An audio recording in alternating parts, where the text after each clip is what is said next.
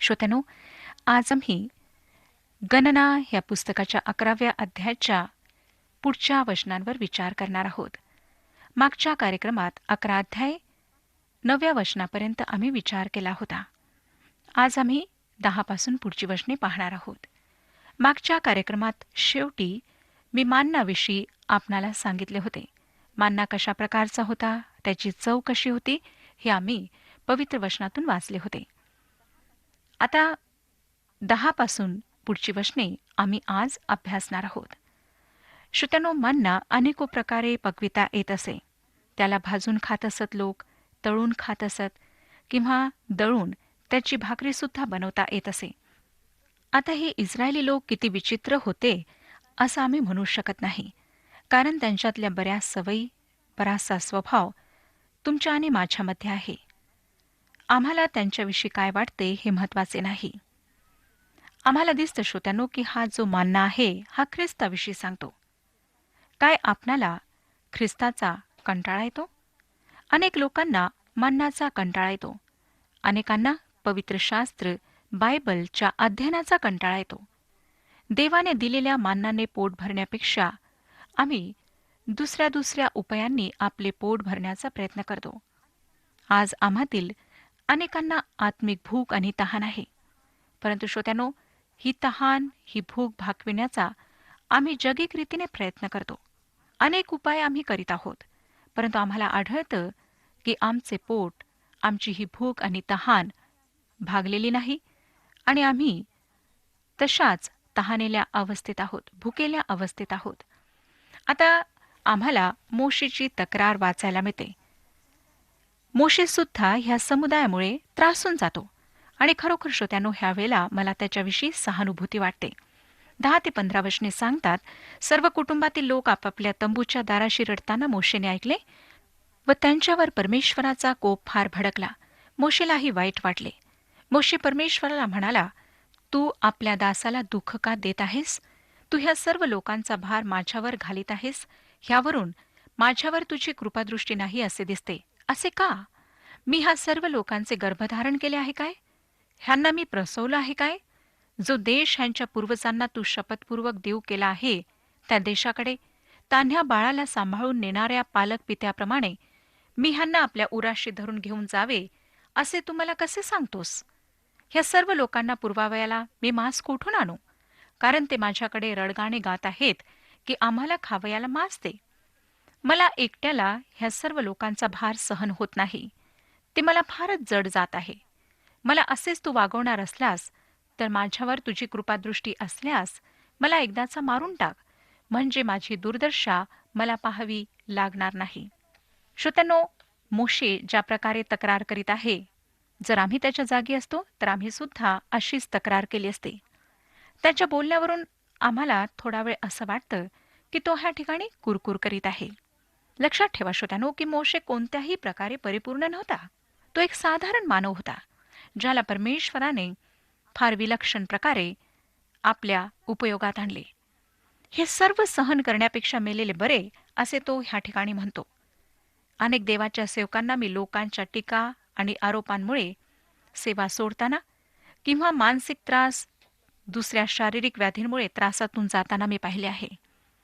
त्यांनी मोशेप्रमाणेच देवाजवळ तक्रार केली असणार की प्रभू, हे सर्व आमच्या सहनशक्तीबाहेर आहे. 16वं वचन पहा काय सांगतं. परमेश्वर मोशेला म्हणाला, तुझ्या माहितीतले इस्रायल लोकांचे जे वडील व अंमलदार आहेत, त्यांच्यातून 70 जण निवडून त्यांना दर्शन मंडपापाशी घेऊन ये व तेथे त्यांनी तुझ्याबरोबर उभे राहावे. अशा प्रकारे देवाजवळ तक्रार करून मोशेने चूक केली. मोशे म्हणाला की तोच ह्या सर्व लोकांचे ओझे वाहत आहे. खरे पाहता श्रोत्यांनो, तो ओझे वाहत नव्हता. देवाने त्याला तसे सांगितले नव्हते. परमेश्वर त्यांचे आणि मोशेचे सुद्धा ओझे वाहत होता. परंतु मोशे पूर्णपणे देवावर सर्व भार टाकीत नव्हता, ही त्याची चूक होती. आता परमेश्वर म्हणतो, मोशे, तुला मदत पाहिजे ना, मी ती तुला पुरवितो. परमेश्वर फार धीराने, कृपेने त्याला मदत पुरवित आहे. तो 70 वडील जनांची नेमणूक करतो. हे 70 वडील जण इस्रायलच्या इतिहासात पुढे सुद्धा कार्यरत दिसतात. प्रभू येशू ख्रिस्ताच्या काळात त्यांना सन्हेद्रीन असे संबोधण्यात येत असे. एका रात्री श्रोत्यांनो, ह्याच सन्हेद्रीनच्या लोकांनी एकत्रित येऊन येशूला मारण्याचा निर्णय घेतला. मला नाही वाटत की त्यावेळी ह्या संस्थेची गरज होती. आज आम्हाला सुद्धा असं वाटतं की अनेक कमिट्या, अनेक संस्था निर्माण केल्यास आणि वेगवेगळ्या पद्धतींचा अवलंब केला तर आमच्या समस्या दूर होतील, आमचे कार्य वाढेल. परंतु श्रोत्यांनो, ना तर समस्या दूर झालेल्या आहेत, ना तर होणार आहेत. आम्हाला अशा पद्धतींची गरज नाही, तर देवाच्या मार्गदर्शनाची गरज आहे.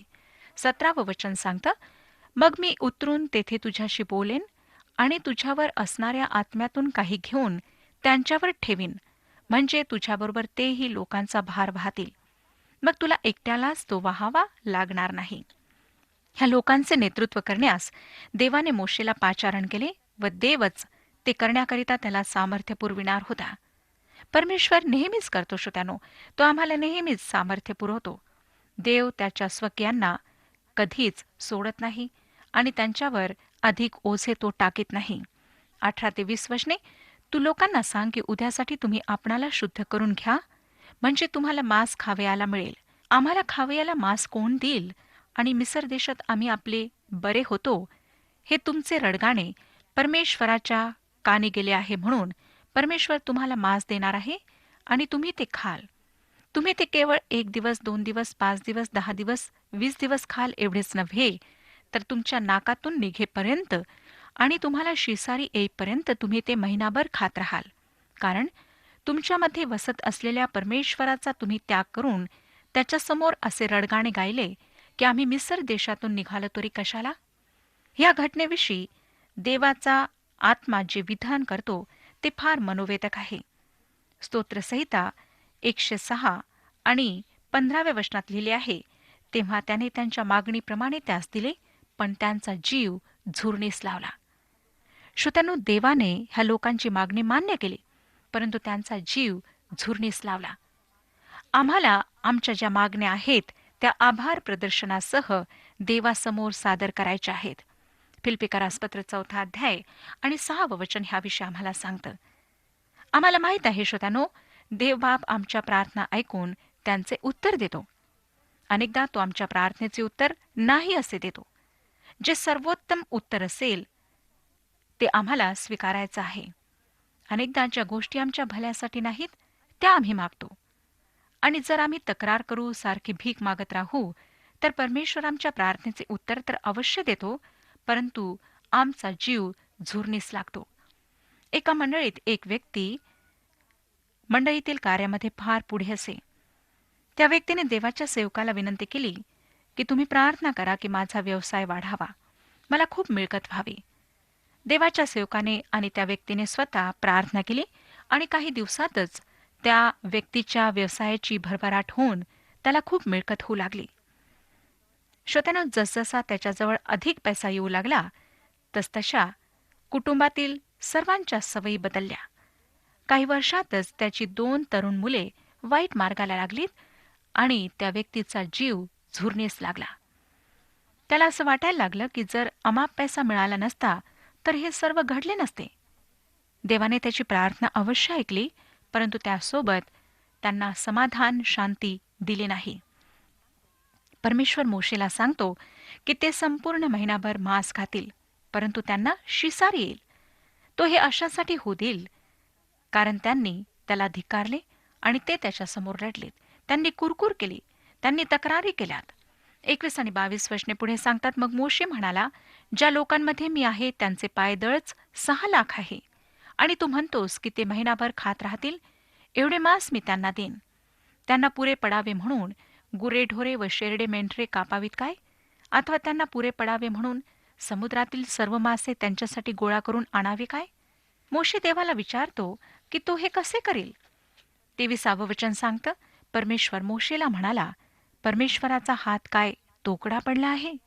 माझे म्हणणे तुझ्या प्रत्ययास येते की नाही हे तू आता पाहशील. परमेश्वर उत्तर देतो की तो हे करेल. 24 आणि 25 वचने सांगतात, मोशेने बाहेर जाऊन लोकांना परमेश्वराचे म्हणणे कळविले. मग त्याने लोकातल्या वडिलांपैकी 70 जण जमवून त्यांना तंबूभोवती उभे केले. त्यानंतर परमेश्वर मेघात उतरून मोशेशी बोलला आणि त्याच्यावर असणाऱ्या आत्म्यातून काही घेऊन त्याने त्या 70 वडिलांवर ठेविला. तेव्हा त्यांच्यावर आत्मा येताच ते संदेश सांगू लागले, पण त्यानंतर मात्र त्यांनी पुन्हा संदेश सांगितला नाही. लक्षात घ्या की जितके सामर्थ्य प्रथम होते तितके आता मोशेमध्ये नाही. काम करणारे वाढलेत, पण सामर्थ्य तितके राहिले नाही, कारण तोच आत्मा त्या सर्वांमध्ये विभाजित करण्यात आला होता. 26 ते 30 वचने. त्यावेळी दोघे पुरुष मागे छावणीतच राहिले होते. त्यातील एकाचे नाव एल्दाद व दुसऱ्याचे नाव मेदाद. त्यांच्यावरही आत्मा उतरला. नोंद झालेल्यांपैकी ते होते, पण ते तंबूकडे गेले नव्हते. ते छावणीतच संदेश सांगू लागले. तेव्हा एका तरुणाने धावत जाऊन मोशेला कळविले की एल्दाद व मेदाद हे छावणीत संदेश सांगत आहेत. तेव्हा नूनाचा मुलगा यहोशुआ, जो तरुणपणापासून मोशेचा सेवक होता, तो त्याला म्हणाला, मोशे, माझ्या स्वामी, त्यांना मना कर. मोशे त्याला म्हणाला, माझ्या प्रतिष्ठेसाठी तू त्यांचा हेवा करीतोस काय? परमेश्वराचे सर्व लोक संदेष्टे असते आणि परमेश्वराने आपला आत्मा त्या सर्वांवर ठेविला असता तर किती बरे झाले असते.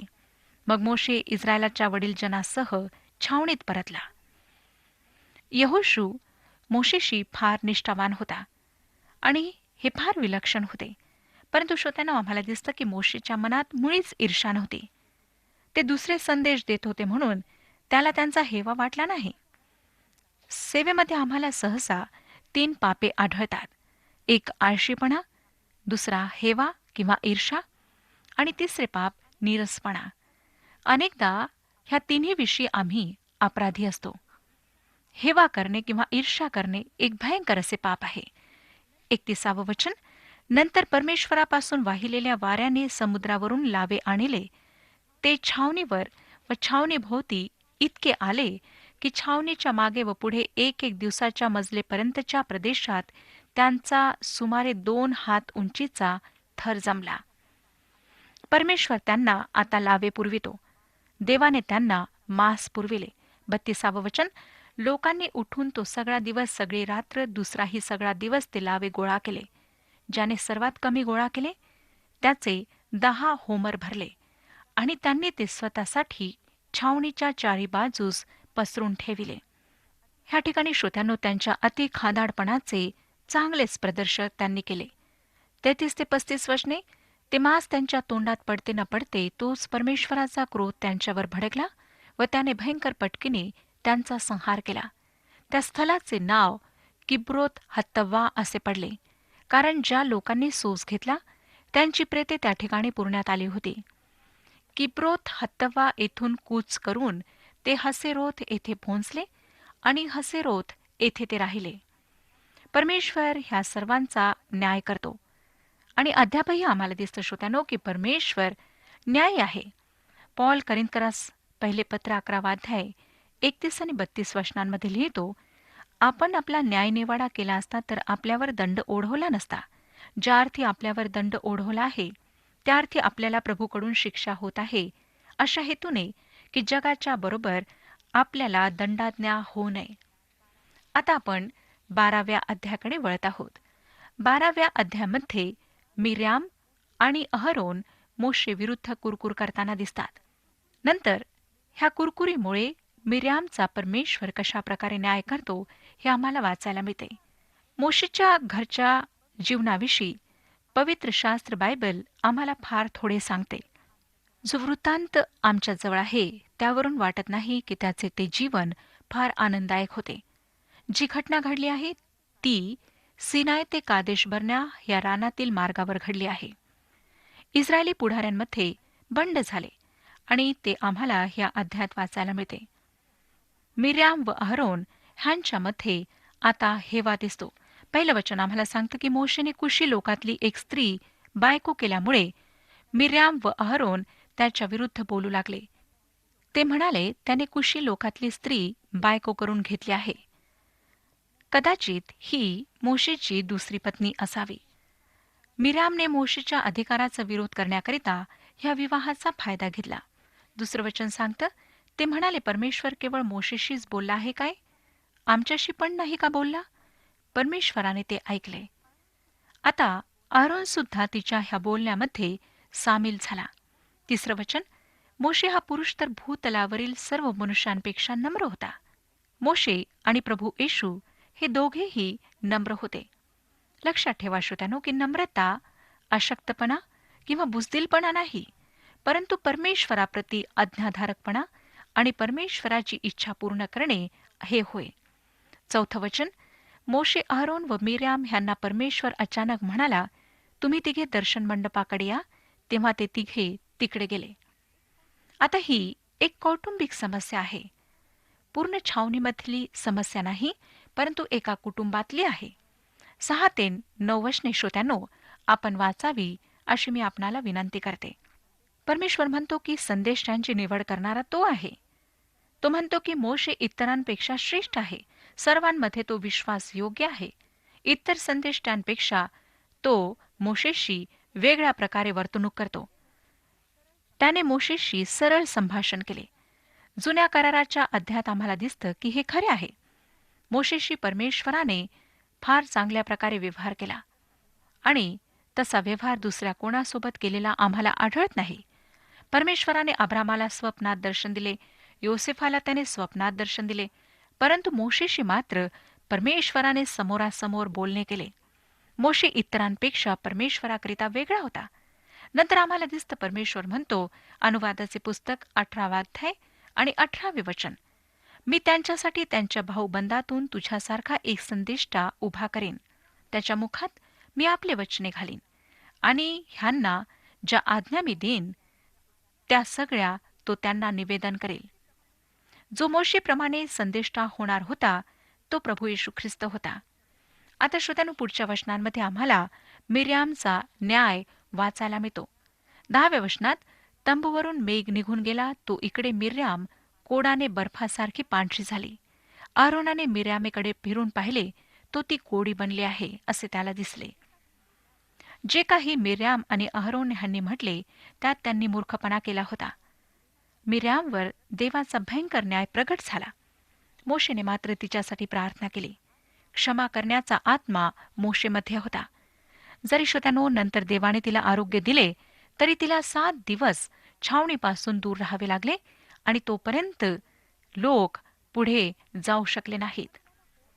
अहरोनाला कोड का झाला नाही हा एक प्रश्न आहे. त्याचे कारण म्हणजे श्रोत्यानो, तो देवाचा प्रमुख याजक होता. जर त्याला कोड झाला असता तर तो देवाची सेवा मुळीच करू शकला नसता आणि मग देव आणि इस्रायली लोक ह्यांच्यामध्ये कोणी मध्यस्थ राहिला नसता. मोशेसोबत अहरोनाने सुद्धा देवाचा धावा केलेला आढळतो आणि ह्या बोलण्यामध्ये मिर्याम सगळ्यात पुढे होती. अहरोन मात्र तिच्या मागे मागे चालणारा होता. तो दुर्बळ, सहज वळणारा, ज्याचे खरे चरित्र आम्हाला निर्गमचे पुस्तक 32व्या अध्यायामध्ये पाहायला मिळते, जेथे त्याने लोकांच्या म्हणण्यावरून सोन्याचे वासरू बनवले होते. आता श्रोत्यानो, आम्ही 13व्या अध्यायाकडे पाहणार आहोत. 13व्या अध्यायात आम्हाला 12 हेरांची कनान देशास रवानगी वाचायला मिळते. पहिली 3 वचने सांगतात, परमेश्वर मोशेला म्हणाला, मी इस्रायल लोकांना कनान देश देत आहे. तो हेरण्यासाठी माणसे पाठव. त्यांच्या वाडवडिलांच्या प्रत्येक वंशातला एक एक पुरुष पाठव. प्रत्येक जण त्यांच्यातला सरदार असावा. परमेश्वराच्या आज्ञेप्रमाणे मोशेने पारान रानातून त्यांना पाठविले. ते सगळे पुरुष इस्रायल लोकांचे प्रमुख होते. आता हेर पाठविण्याची योजना कोणाची होती? काय ही योजना देवाची होती? काय तो प्रदेश पडताळून पहावा हे देवाचे विचार होते? नाही श्रोत्यानो, त्या ठिकाणी हेर पाठविण्याची योजना देवाची नव्हती. आम्हाला देवाच्या वचनातून सर्व दृष्टिकोन, सर्व पैलू पाहणे आवश्यक ठरते. परमेश्वराच्या वचनात एक पैलू एका ठिकाणी तर दुसरा दुसऱ्या ठिकाणी दिलेला आढळतो. उदाहरणार्थ, येशू ख्रिस्ताविषयी पूर्ण माहिती प्राप्त करण्यासाठी आम्हाला 4ही शुभवर्तमानांना लक्षात घेणे आवश्यक आहे. जरी ह्या ठिकाणी आम्हाला असं वाटतं की हेर पाठविण्याची तरकीब परमेश्वराकडून आहे, तरी आम्हाला आढळतं की तो त्यांच्या विनंतीला प्रत्युत्तर देत होता. अनुवादाचे पुस्तक 1 अध्याय 20 ते 22 वचनात आम्हाला हे वाचायला मिळते. हेरांना पाठवणे लोकांच्या मनातली दुर्बलता आणि भय दर्शविते. त्यांना काय वाटत होते की ते त्या देशाला घेऊ शकणार नाहीत. हेर पाठविणे एक बुद्धिमत्ता होईल हा निर्णय घेणे त्यांच्यासाठी फार सहज ठरले. तरी सुद्धा श्रोत्यानो, ज्या देशाचे अभिवचन परमेश्वराने त्यांना दिले होते तेथे तो त्यांना घेऊन जात आहे. हेर पाठविण्याच्या मागणीमध्ये त्यांच्या विश्वासाची कमतरता आम्हाला जाणवते. आज सुद्धा श्रोत्यानो, देवाने आम्हाला अनेक अभिवचने दिलेली आहेत, परंतु आमच्यामध्ये विश्वासाची कमतरता आहे. आम्हाला ह्याकरिता परमेश्वराजवळ प्रार्थना करायची आहे. परमेश्वर ह्या विषयात आपले मार्गदर्शन करो आणि आपणा सर्वांना आशीर्वाद देव.